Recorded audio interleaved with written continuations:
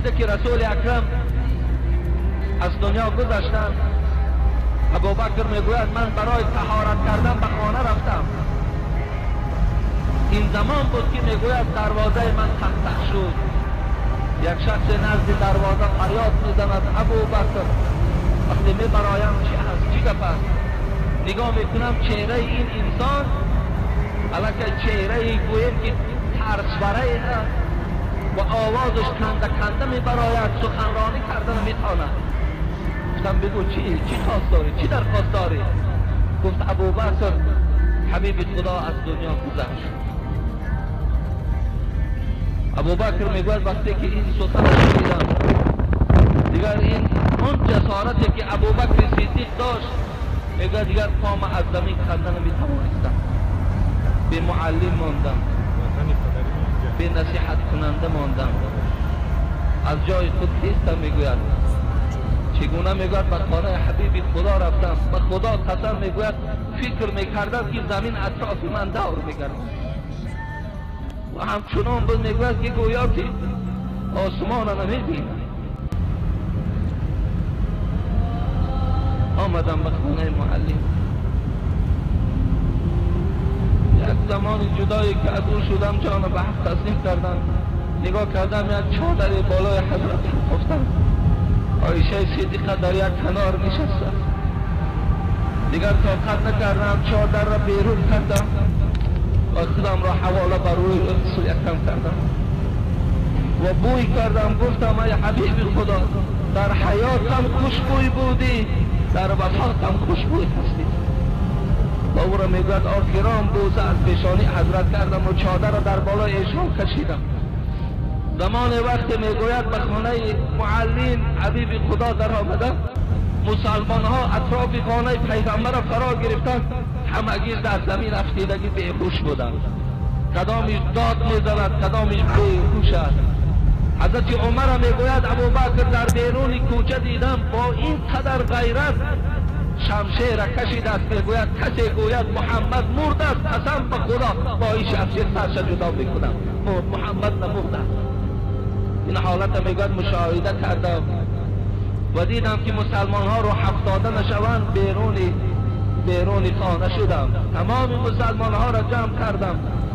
گفتم ای مردم مسلمان، کسی که تا امروز محمد را عبادت میکرد محمد مرد، لیکن کسی که خدا را عبادت میکرد خداوند هرگز نمیمرد. اگر چند میگوید زبانم نمیگشت که حتی گویم رسول اکرم مرد، همین به خدا قسم زبانم گفته نمیتوانید. لیکن برای روحیه مردم مسلمان شکسته نشود، برای مردم اعلام کردم. در حال میگوید مصلحت کردم، فریاد زدم، آن یاران پیغمبر خدا را، آن اصحاب رسول اکرم را همگی را فریاد زدم، مشورت کردیم چگونه تکفین و تجهیز رسول اکرم انجام گیرد. اینا چگونه کردن در کار؟ جنازه اینا کی میخواند؟ جنازه ای در کجا میشود؟ اینا که تولدش مکه مکرمه از جان در مدینه سپاریده است، مکه بریم یا شام نزد حضرت ابراهیم بریم که همیشه ابراهیم یاد میکرد، کجا بریم؟ اختلاف در بین مسلمان ها سر است.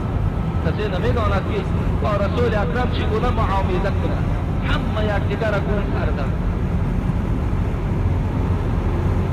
ناچار میگوید حضرت عمر گفتند، ابوبکر گفتند بیاید، گفتند پیشنهادی دارم پیش از آنی که رسول اکرم صلی الله علیه و سلم به خاک سپارید، پیش از جنازه ایشان باید خلیفه اعلام کنیم. ابوبکر میگوید قبول کردم. در حال نگاه کردم که در اطرافهای مدینه گرد همایی ها جمع شده بودند. هر یک آدم یک نفری را پیشنهاد میکرد. مردم مدینه میگفت که یک نفر از ما میشود، یک نفر از مکه مکرمه بشود، دو تا خلیفه اعلان بکنیم. لیکن خدا رحمت کند حضرت عمر رضی الله عنه را جسارت و غیرت ایشان هیچ طاقت نکردند. گفتن نه. گفتن شما میدانید که افضلترین انسان رسول اکرم بعد خودش ابوبکر اعلام کرده بود. شما میدانید که در یکی از ستونهای دین که نماز است و این شعار اسلام ما بود، رسول اکرم کی را توصیه دادند؟ گفتن ابوبکر را. پس مادامی که در ستون دین در یکی از عبادت‌های خیلی مهم مسلمان ها ابوبکر که پیشتر آمده باشد، پس باید که در احکام دنیوی ما هم ابوبکر سربری کند. مثلا وقتی اعلان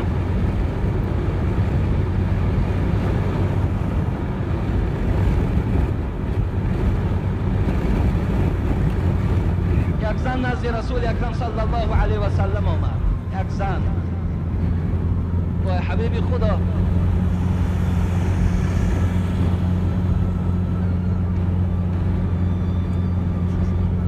زمانی که من یک حدیثی تو را شنیدم، شوهر کردن را ترک ساختم. حبیب خدا گفتن چی حدیث بود؟ چی شنیدی؟ برای چی از این نعمت شوهر دست میکشی؟ شوهر بسیار نعمتی خوب است.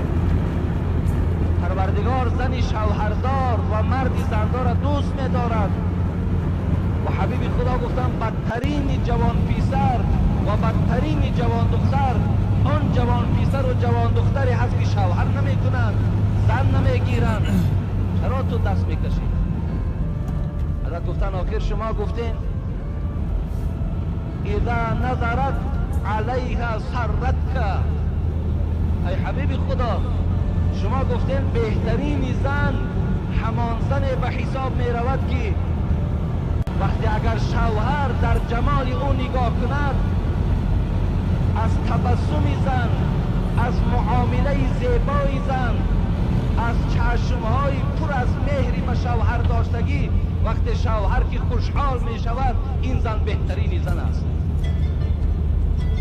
از حبیب خدا یکی مبادای یگان روز این شوهر به من نظر کند و از این چهره من خوشحال نشود، از این چهره من ناراحت شود، پس من بدترین زن هستم و من در پیشگاه پروردگارم قدر و شرف خدا گم میکنم. تصور که برادر عزیز با یک نظر کردن که حبیب خدا گو وقت شوهر در جمال زن نگاه کند و زن با یک تبسم شوهری خدا استقبال گیرد، چهرش خندان کند، ترشی و قواق روی خدا دور کند، حبیب خدا گفتن بهترین زن تو هستی. و این زن از این ترسی که مبادا یگان روز از جمال من این شوهر من راحت نکنه. برادر عزیز و گرامی، بیاین مقایسه کنین با آن زنهایی که شوهرها را با روی ترش و با قواق گراندگی پیشواز میگیرند. شما بیاین مقایسه کنین با آن مردهایی که نسبت زنهای خود نفرت و دشنام و قهر دارند. شما یک خدا ترسی این زن مقایسه کنین با این خیل نیت، با این خیل عمل، بیشک این زن جنتی است. برادر عزیز، زنهای ما و شما، من همه او را در نظر ندارم، زیرا ما زنها را بسیار حرمت بکنیم، زیرا همه پیغمبرها از زنها به دنیا آمدند. زن مادر است، زن بهترین نعمت در روی دنیاست. حتی رسول اکرم اکمل المؤمنین احسانا ایمانا احسنهم خلقا و خیارکم للنسائهم گفت ای مردها بهترین شما همان مردی هست که اگر با زن خود بهترین زندگی را داشته باشد، زنش حرمت کند، با قدر زنش رسد، با زن خود گویم که دست به دست سلام کند، چهره خندان باشد، با او در لب یک دسترخوان نشسته خوراک خورد. این بهترین مرد است. لیکن این سخنی زنه که اگر مبادا یگان روز شوهر من از چهره من ناآرام شود، من در پیشگاه خدا چی جواب میگویم؟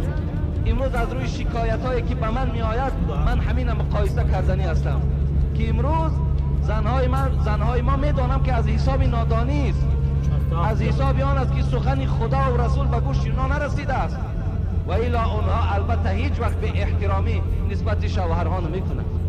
امروز زنهای ما و شما فقط ترس خدا را در 4 قلمه پختن به مزار بردن میدانند، یا یک شیربرین یا یک آتله پخته و در همسایه دادن میدانند، یا رفته مزار حضرت سلطان یا برق زیارت کردن برای خود همین ترس خدا میدانند. مادرای عزیز و خواهرای عزیز، اگر مبادای منبت صدای من به گوش شما رساند، همین شوهرهایی که در خانه شما هست منزلت و بزرگیشان به نام خدا از حضرت امیر جانم، سلطانم، برقم، از همه اینا دیده در پیش تو منزلت و بزرگی این بلند است. این منزلت بزرگ است.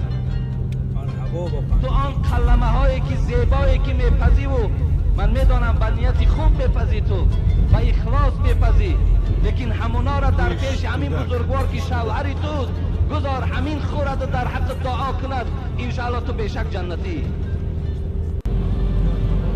یا شیربرین یا دیگر نوع خوراکی نباشد، تو برای شوهرت مهیا کن، انشاءالله مزار تو همینن، بزرگوار تو همین شوهر هاست. در مردم ما و شما تاجیک یک مثل است، آبی نزد دری میگن آبی در لایاوه، مقصد آبی نزد در لایاوه، مقصد آن چیزایی که در پیش ماست، آن کسانی که در پیش ماست اونا قدر ندارن، دورتری او قدر دارن، لیکن مادر عزیز جنتی تو در پیشت است، همون شوهرت است. تو هیچ جا نرو، یگان جا طی نکن، فقط دنبال همینه بگیر، دعای همینه بگیر، بیشک در روز قیامت به نام خدا همچون مادر سلامت بدی، هم که تو در جنتی. من این از نام خدا و رسول برای تو گفته ایستادم. بعضی انسان ها عقیده دارن که یک حضرت برق زیارت کردن گویم که یک حج در نامه اعمالت نویسانده می شد، حالا که این هیچ اساسی نداره. برادری عزیز، خواهری عزیز، مادری عزیز، شوهرت زیارت کن، شوهرت طواف کن، به قدر شوهرت برس. حضرت برقم همین است، حضرت سلطانم برای تو همین است، این بهترین نعمت برای توست. همون نوده هایی که یا همون آبی که تو از همون گورستان و مزارها برای شفا میاری، حالا که اونا شفا نیستند، تو همون کرده چرکین شوهر تا بشو، آب همون را بنوش، برای تو شفا است، آب همون برای تو شفا است. همون سنگ های بی معنی که تو رفته با دستای نازکت اونا را زیارت میکنی و میماری، همون را در پشت شوهرت بمال، همچنان است که تو خانه کعبه را زیارت داری. این از حرمت شوهر، این از به قدر شوهر رسیدن.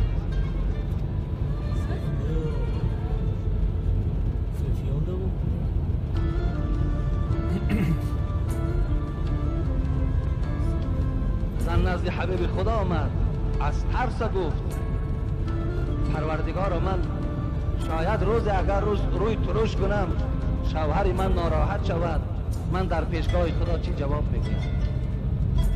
و اگر پارسا باشد و خوش سخن، نگه در نکویی و زشتی مکن. حضرت سعدی میگوید اگر زن خوش سخن باشد، خوب چهره باشد، مقصد در چهرش تبسم داشته باشد، دیگر زن بدرو باشد، ناخوب باشد، هم چیکار کن؟ این اهمیت ندارد گفت.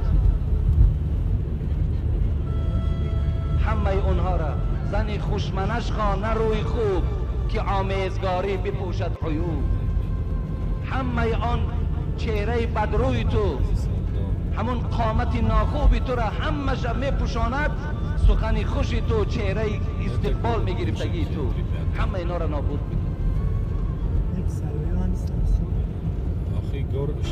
انشاءالله من باوری کامل دارم که خواهرای ما بعد شنیدن این سخنم شوهرهاشون حرمت میکنن.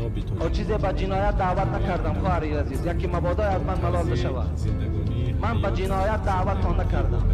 من به بی‌شرفی و به یگان گویم راه نادرست دلالتتان نکردم. همین شوهری که دلی تو خواست، دلی او خواست، پدر و مادر تو که بزرگوار برای تو بودند، اونا در بین ایستادن و رازگی دادن، هر دی شما در نکاح حلال در آمدین.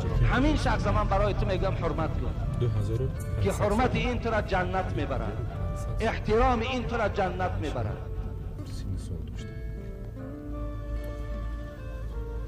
خواهر عزیز، حتی اگر تو میتونی در حیات یک حیله را استفاده بری، چی حیله؟ حتی همین شوهر سحر از خواب خیز، اگر با یک کلمه تو پرسی که مردک شب چیکار خواب کردی، این همین جمله را در پیش همون مردک بیان کن، با سخن خوش به نام خدا الله از تو راضی می شود. یا این قدر گوی که مردک آنقدر به تو محبت دارم که میخواهم که باقی مانده عمر من خدا تو را بدهد، حالا که عمر هر کس خودش میبینه. هیچ وقت عمر تو را خواهر عزیز شوهر تا نمیده، لیکن برای رضاگی شوهر بگو همین سخن. انشاءالله تو در پیشگاه خدا پاداش میگیری، اجر میگیری، مکافات میگیری.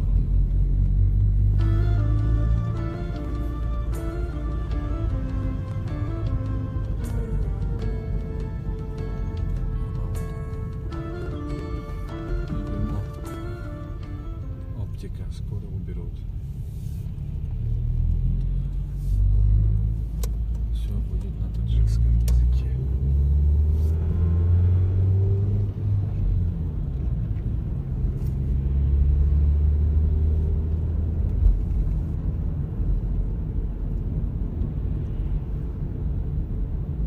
Bani odam a'zoyi yakdigarand. Чего шансы? Лонг.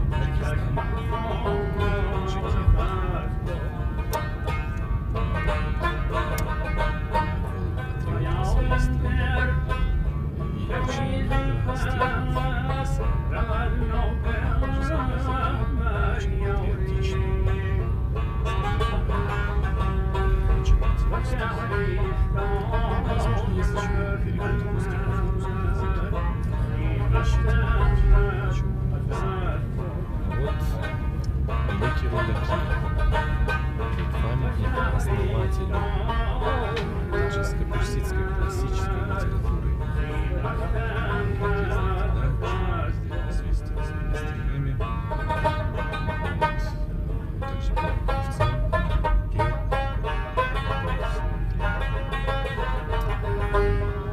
Служил при саманидов в Великом Бухаре. Ну и не только саманидов.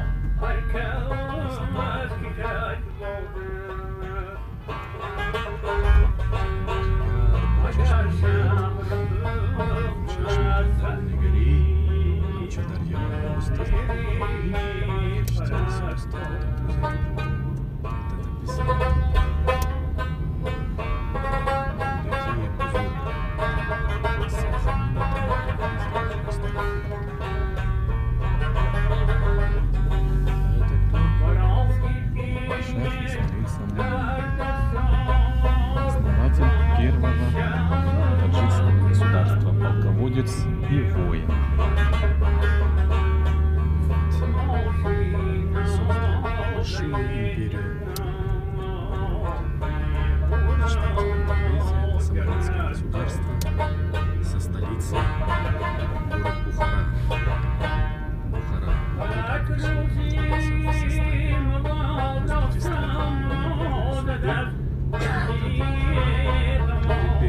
таджикской